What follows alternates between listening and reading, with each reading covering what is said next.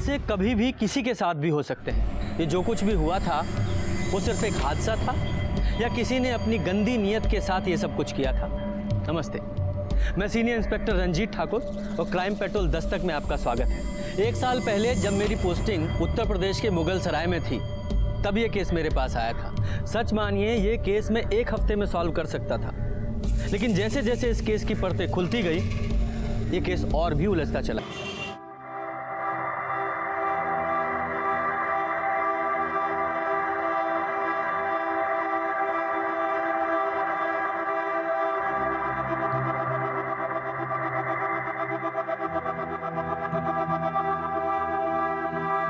दुल्हन के माता पिता कहाँ हैं?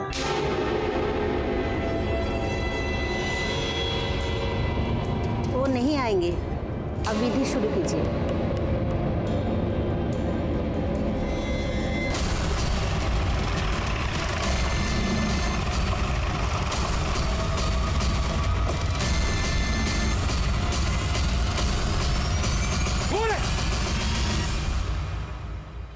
कमीना कहीं का हमारी बेटी को जबरदस्ती उठाकर शादी कर रहा है।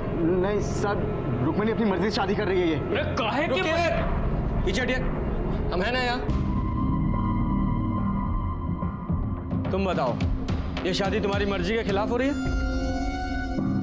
नहीं सर, ये शादी हम अपनी मर्जी से कर रहे हैं। अरे काहे की मर्जी? सर, ये हमारी नाबालिग बेटी को बहला फुसला रहा है। नहीं सर, हम नाबालिग नहीं है।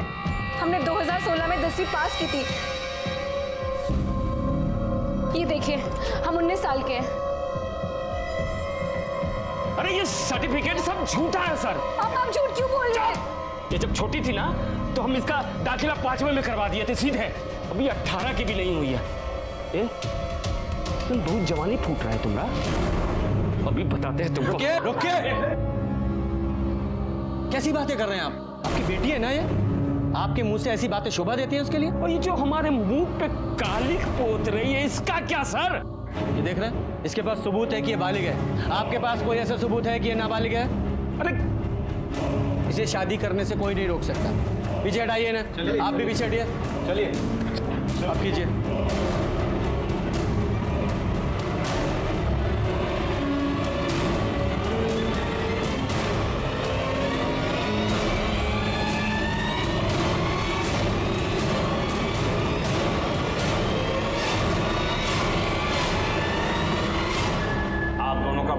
संपन्न हुआ।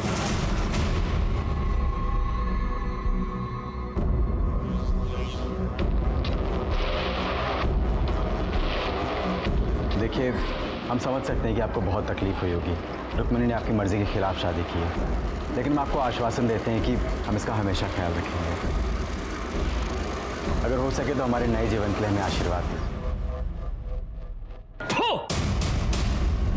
ये क्या कर रहे हैं आप लोग?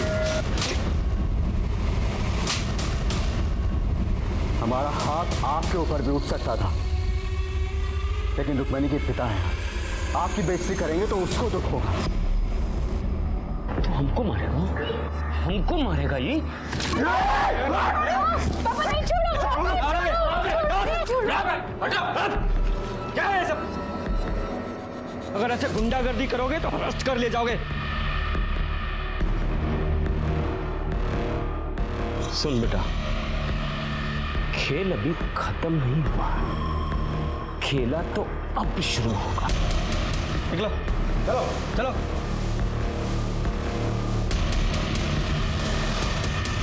चलिए।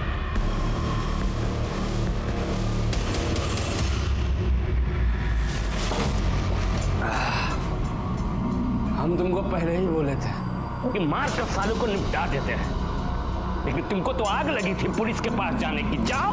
अरे हमने तो सोचा था कि पुलिस आके सारा खेल खत्म कर देगी, ये शादी रुकवा देगी, लेकिन छोड़ेंगे नहीं सालों ना, छोड़ेंगे ना। पंकज यार, थोड़ा जल्दी हाथ चलाओ यार, सुबह से कोई काम आगे बढ़ता ही नजर नहीं आ रहा है हमको।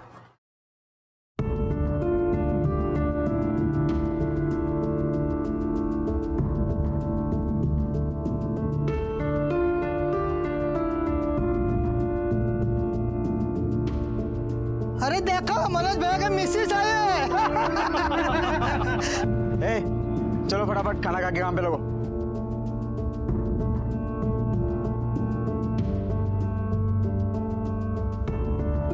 कैसा बना है?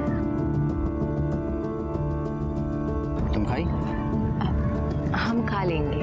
अरे अभी खाओ हमारे साथ, हम खिलाएंगे तुमको अपने हाथों से।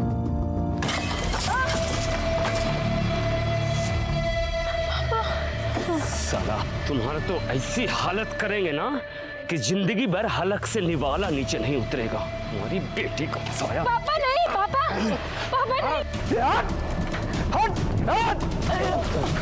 मेरे भाई को मारने की हिम्मत कैसी तुम लोगों की? छोड़ेंगे नहीं। अरे देख लेंगे तुमको, हम भी जाओ। याद रखना। मनोज चल, निकलो। मनोज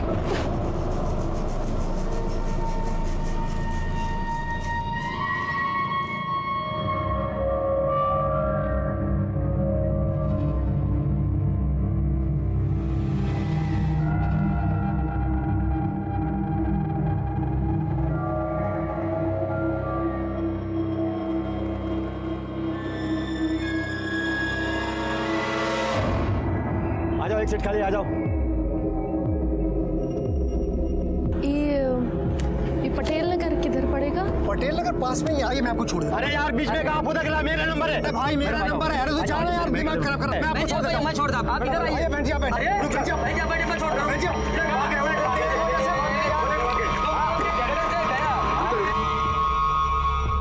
अरे अरे आग लग गई, आग लग गई।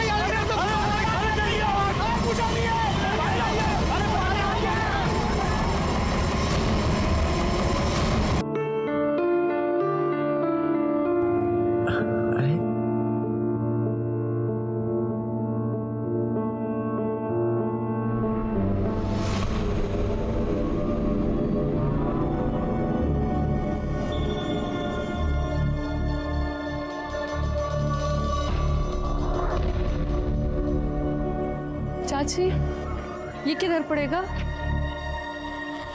बेटा, ये आगे जाके दूसरी गली और तीसरा मकान।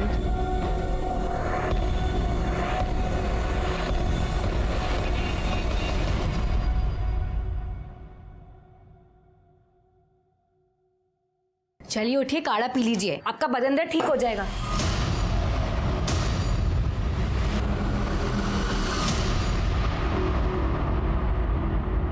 लो भाई, सामान ले आए। खड़ा धनिया नहीं मिला।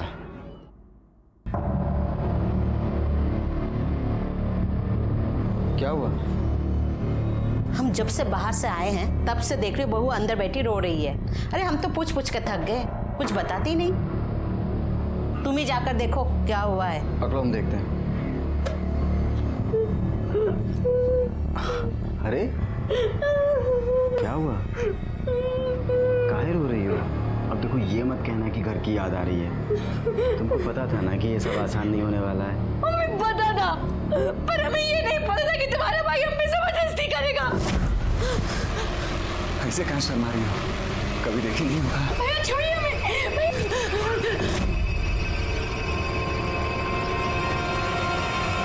पागल हो गई है क्या?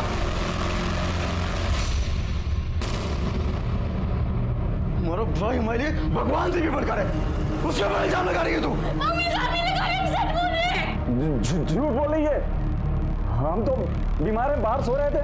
अच्छा, हम झूठ बोल रहे हैं? जब गंदा काम करने में शर्म नहीं आई तब मारने में काहे आ रही है?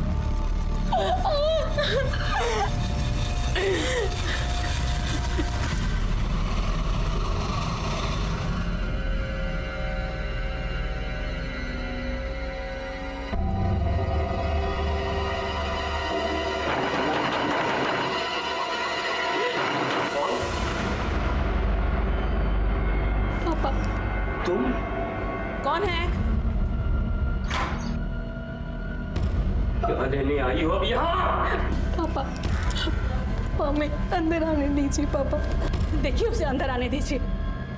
हम आपके हाथ जोड़ते हैं। अब और कितना तमाशा करेंगे आप? बेटी है हमारी, हमने कहा ना, उसे अंदर आने दीजिए।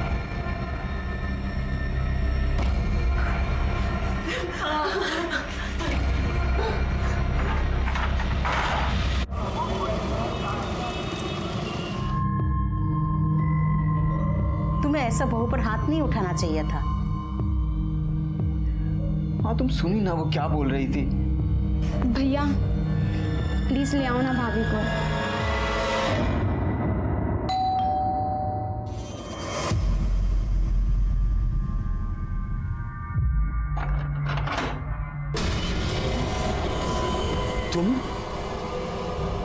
तुम यहाँ क्या करने आए हो? चले जाओ यहाँ से, नहीं तो यही जिंदा जमीन में गाड़ देंगे। निकलो निकलो यहाँ से। अरे ये क्या कर रहे हैं? भगवान के लिए बस कीजिए। ये दामाद जी है हमारे, जो हुआ सो भूल जाइए। हमारी बेटी की जिंदगी बर्बाद मत कीजिए। हम रुक्मणी को लेने आए। रुक्मणी को लेने आए? दोबारा ये देखिए एक बार मेरी बात मान लीजिए। रुक्मणी के लिए, मेरे लिए।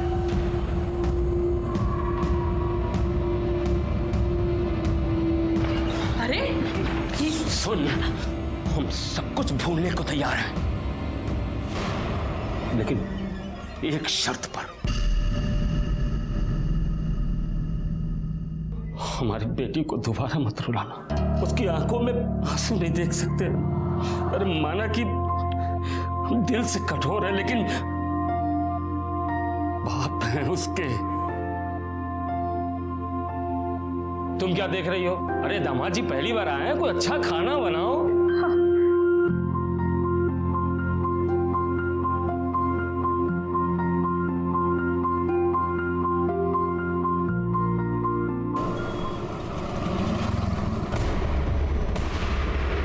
अरे अरे आग लग गई, आग लग गई, आग लग गई।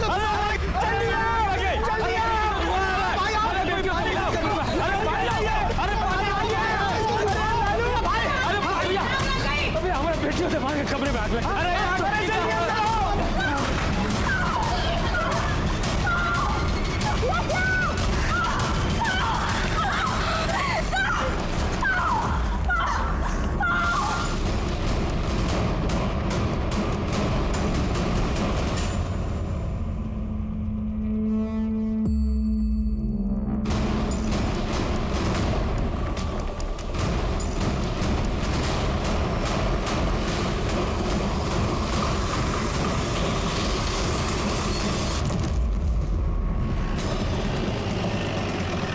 चलिए चलिए पीछे,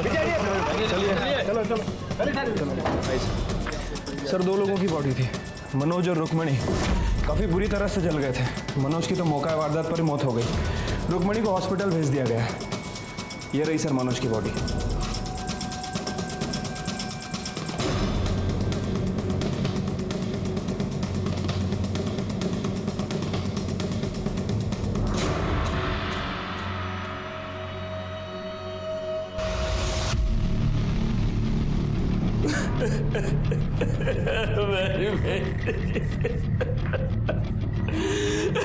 मार डाला अपने जवाई को, ले लिया बदला?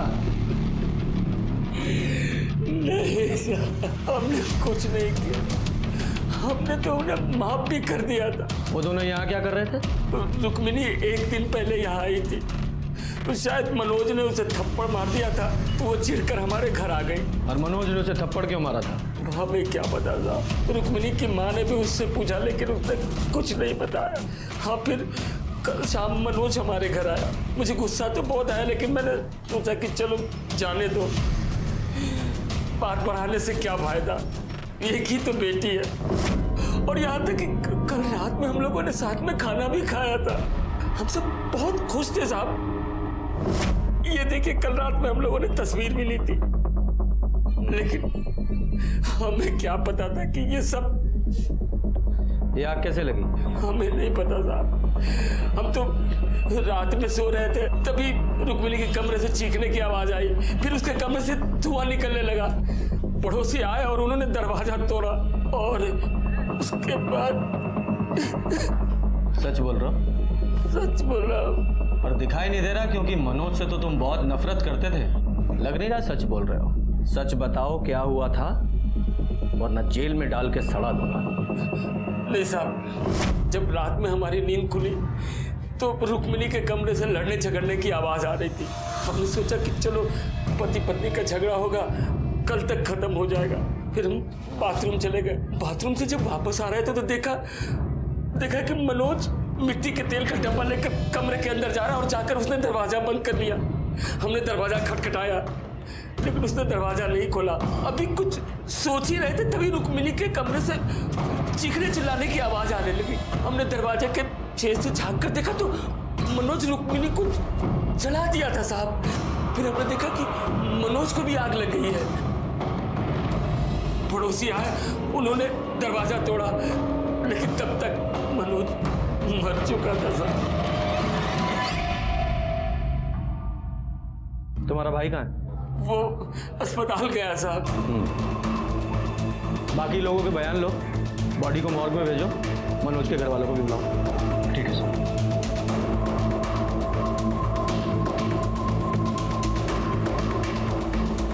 साहब एक मिनट बात करनी है आपसे।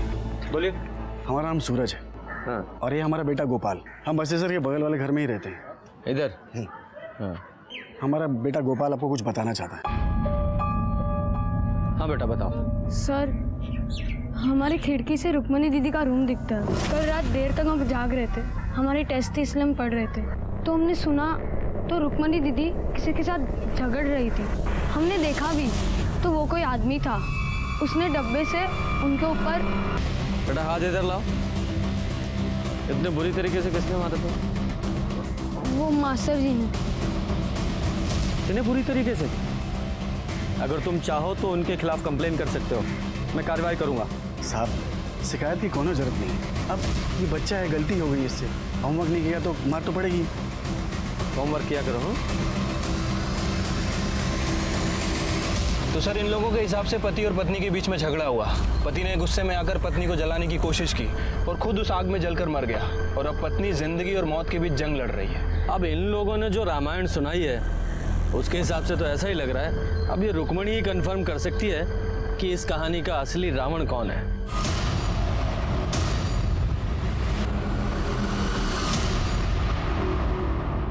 सर रुक्मणी कुछ भी बता नहीं सकती, वो कुछ बोलने की हालत में है ही नहीं। उसका बदन पूरी तरह से जल चुका है, अभी बेहोश है। अगर वो होश में आ भी जाए तो भी उसे ठीक होने में काफी समय लगेगा। देखिए ना साहब, क्या हालत कर दी हमारी बेटी की। ये सब हमारी गलती है, नहीं हम उसे घर में आने देते, नहीं वो ये सब करता। अच्छा हुआ कि राक्षस चढ़कर मर गया, वरना हम उसकी जान ले लेते। जब ये सब कुछ हुआ आप कहाँ थे? अपने घर में थे साहब, हमें तो अभी इस बारे में पता चला है, और हम तो इस रिश्ते के पहले से ही खिलाफ थे। अब देख लीजिए बड़ों की बात ना मानने का क्या नतीजा होगा। यादव जी, ये मनोज के घर वालों को इन्फॉर्म किया? हाँ, उन्हें मॉक रूम बुलाया।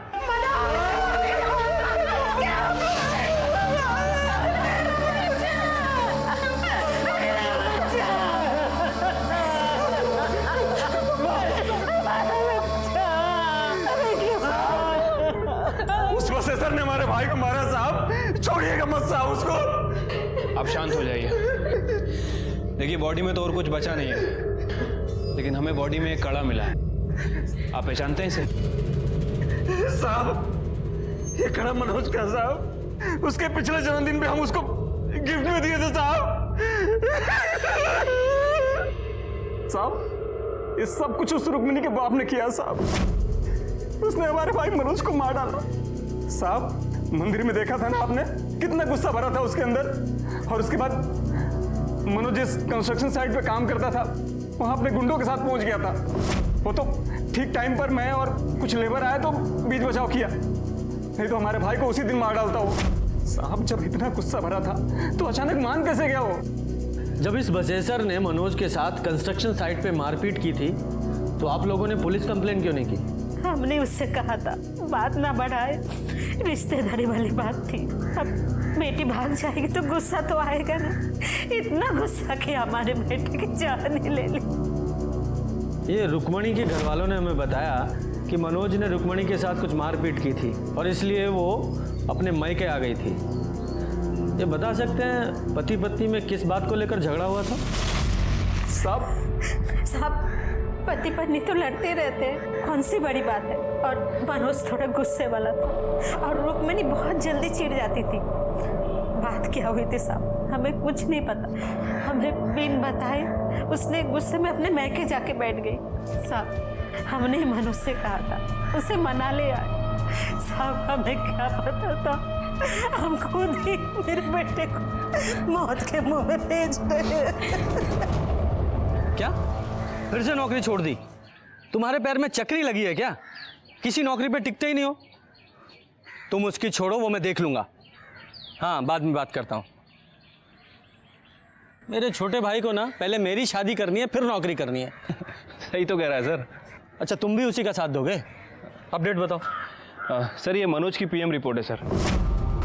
बॉडी 80% जली हुई थी सर, और बॉडी पे कहीं भी कोई एक्सटर्नल इंजरीज और ट्रॉमा के निशान नहीं है। यादव जी, ये मनोज के घर वालों का कहना है कि मनोज काफ़ी गुस्से वाला था जी, और ये रुक्मणी, ये भी काफ़ी शॉर्ट टेम्पर्ड थी।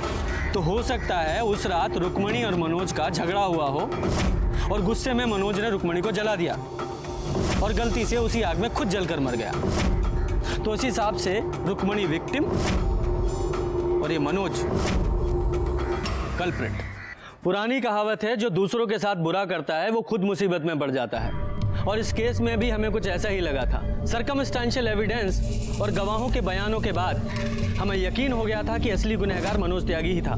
उसने ही अपनी पत्नी रुक्मणी को जलाकर मारने की कोशिश की थी, जिसमें वो खुद जल गया था। डॉक्टर्स ने हमें बताया कि रुक्मणी की हालत को ठीक होने में कम से कम 2 महीने लगेंगे, उसके बाद ही हम उसका बयान ले पाएंगे। अपनी जांच पूरी करते हुए हमने रुक्मणी का डीएनए उसके पिता बसेसर से और मनोज का डीएनए उसकी माँ कविता से मिलाया, जो मैच हो गया। लेकिन तभी इस केस में हमारे सामने कुछ ऐसा आया जिसने हमारे होश उड़ा दिए।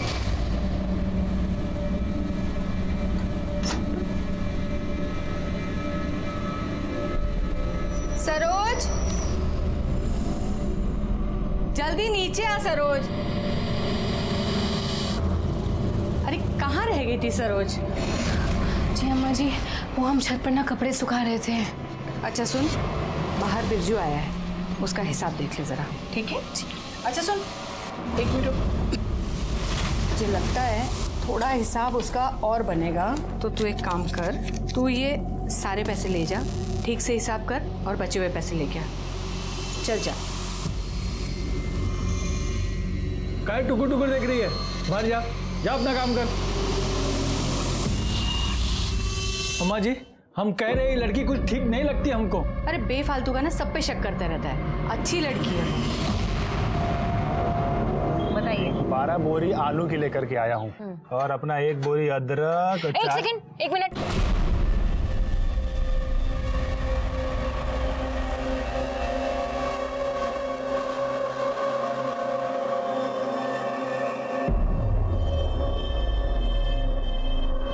क्या ये काहे ऐसे बत्तीसी दिखा रहे हो हमें? हाँ, ये लो, काम करो, काम पे ध्यान दो।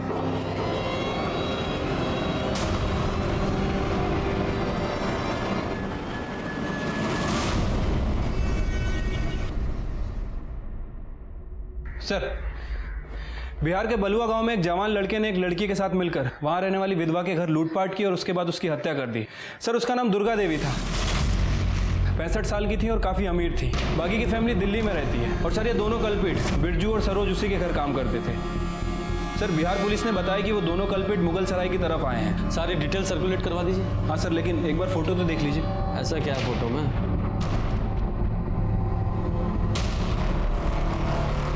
ये तो रुक्मणी जैसी लग रही है, लेकिन वो तो हॉस्पिटल में है। ये बिहार में कैसे हो सकती है? यादव जी, ये रुक्मणी की फाइल निकालो।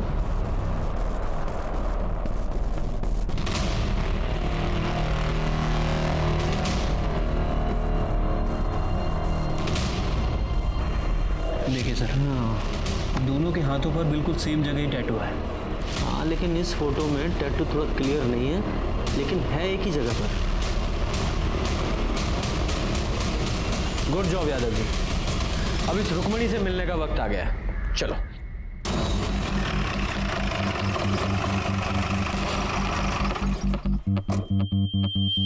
सर आप ये सही नहीं कर रहे हैं। देखिए हमें पता है हम क्या कर रहे हैं। इतनी मुश्किल से तो ये ठीक हो रही है।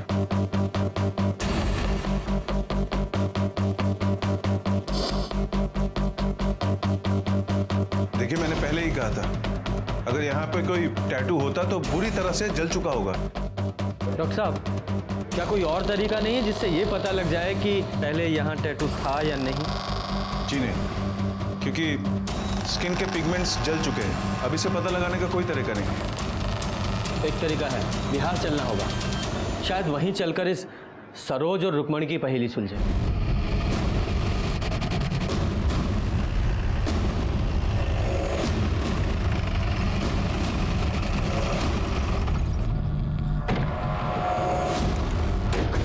यही घर है सर। और ये पुलिस वाले यूपी से आए हैं साहब। तुमने जो बयान हमको दिया था, तुम्हारे मुंह से सुनना चाहते हैं। वो क्या है कि तुम्हारे अम्मा जी के कातिलों का पता लगाना है ना। छोड़ना मत साहब उनको। हमारी अम्मा जी बहुत अच्छी थी साहब, बहुत अच्छी थी हमारी अम्मा। ये सरोज यहाँ कब से काम करती थी? साहब कुछ 35-40 दिन हुए होंगे साहब। बहुत पढ़ी लिखी थी साहब और एकदम सीधी सादी लगती थी। अम्मा जी का तो बहुत ही ख्याल रखती थी और अम्मा जी भी उस पर बहुत भरोसा करते थे साहब। और ये बिरजू? अम्मा जी का जमीन का बटाई होता है ना, तो बिरजू ही देखता था। यहाँ आता जाता रहता था साहब। वो हिसाब किताब भी सरोज ही देखती थी। जी सर, यहाँ पे काम करने वाले लोगों का कहना है कि सरोज और बिरजू बहुत घुल मिल गए थे। हाँ साहब, हम देखे थे बिरजू और सरोज में बहुत नजदीकियाँ हो गई थी। अगर तुम्हें हमारी जरूरत है तो सीधे सीधे कह क्यों नहीं देते? साहब वो जो सरोज थी ना, वो हमेशा डरी डरी रहती थी। डरी डरी मतलब? डरने की वजह तो पता नहीं, लेकिन हमेशा उसके दिमाग में कुछ ना कुछ तो चलता रहता था साहब। ये सरोज कहाँ की रहने वाली थी? पता नहीं साहब। पता नहीं? तो फिर मिली कहाँ? हम वो अप्रैल में पटना गए थे, आके देखा तो यहाँ काम कर रही थी। आपने सरोज के बारे में बाकी गांव वालों से बात की? जी सर, लेकिन किसी को भी नहीं पता है कि वो कहाँ से आई थी और यहाँ तक कैसे पहुँची। साहब हम एक चीज हमेशा देखते रहे कि जब भी अम्मा जी लाकर खोलती थी ना, तो उसकी आंख खुल जाती थी। सच में हम कह रहे साहब कि सब कुछ उसका ही किया धरा है। बिरजू को भी उसी ने फंसाया साहब। साहब वहाँ अम्मा जी का लाश लाकर के पास पड़ा था और उस वक्त लाकर खुला था साहब। सर फ्लावर वॉश को वेपन की तरह यूज किया गया था, जिसे हमने फॉरेंसिक में जमा करा दिया है। ये सरोज के पास कोई मोबाइल था? नहीं साहब, नहीं था। ये अम्मा और बिरजू के पास तो होगा? हाँ उनके पास था साहब। सर बिरजू अपना मोबाइल एक मजदूर को देके गया था, जिसमें मोबाइल डेटा इरेज था और कोई सिम भी नहीं था। सर हमने अम्मा जी और बिरजू की मोबाइल की CDR रिपोर्ट और मोबाइल लोकेशन दोनों मंगवाई, जल्दी ही मिल जाएगी। गुड। सर बिरजू के मोबाइल लोकेशन और मोबाइल डिटेल्स में कुछ भी सस्पिशियस नहीं है, लेकिन सर ये अम्मा जी नटवा गांव में भीमा के कांटेक्ट में थी। ये भीमा कौन है? हिस्ट्री शीटर है सर। ह्यूमन ट्रैफिकिंग के केस में कई बार पकड़ा गया, पर हमेशा बेल पे छूट जाता है। लेकिन सर मेरी समझ में ये नहीं आ रहा है कि दुर्गा देवी उससे बात क्यों करती थी। वो भी पता चल जाएगा।